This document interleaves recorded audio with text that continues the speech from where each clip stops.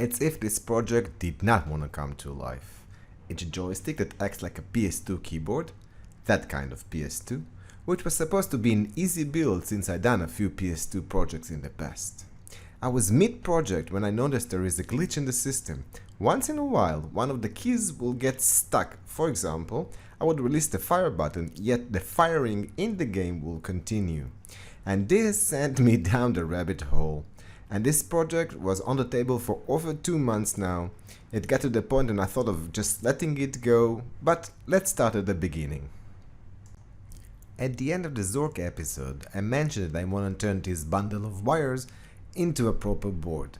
2 days later, I came across this beauty. TTGO ESP32 VGA. I hope I'm saying it correctly. It's an ESP32 SD card, USB for the ESP, VGA output, 2 PS2 inputs, sound jack, and it even has a connector for a battery.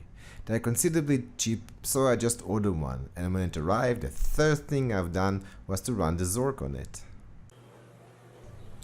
I immediately noticed a big difference. When the game is loaded on my board, the VGA had interference or noise. On this board, it's just crisp.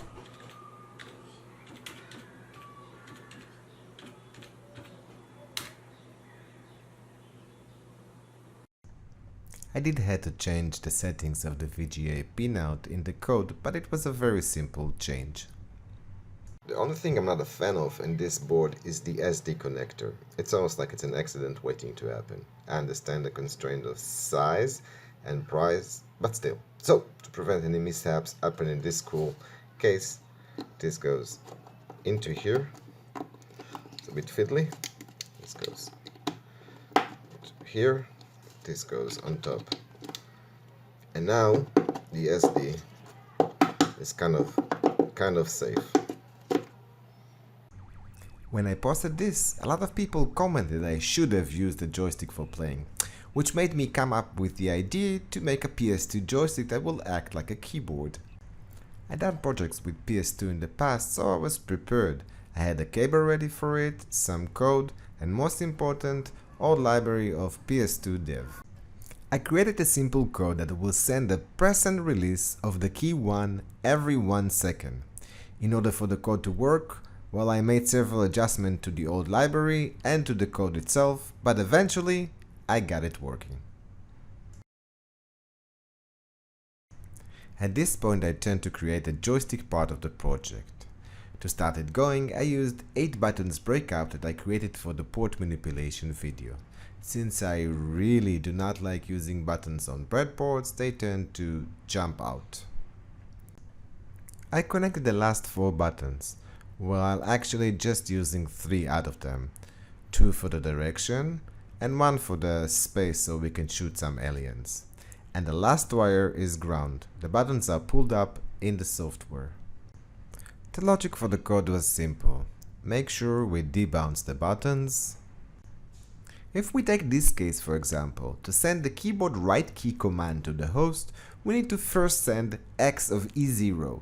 That marked the next byte as a special key, in our case X of 74. Also note that if the button state is high, which means the button was released, we also send X of F0 in the middle to signal that it's a key release and not a key press. Now all happy and ready to play, I uploaded the Space Invader example to the TTGO, uploaded the new code to the Nano and was ready to go. This is when the glitch was found, and it was also the point when I stopped documenting the process. I spent hours debugging the issue and at some point I just gave up. The setup was sitting on the table for a few good weeks, then one day I just powered it up, this time powering the joystick from the ESP. It's only when I got to level 3 I noticed there were no glitches. Happy with that, I could complete the project. Now with ease, as I said, it did not want to come to life. The case was printed in Fusion 360.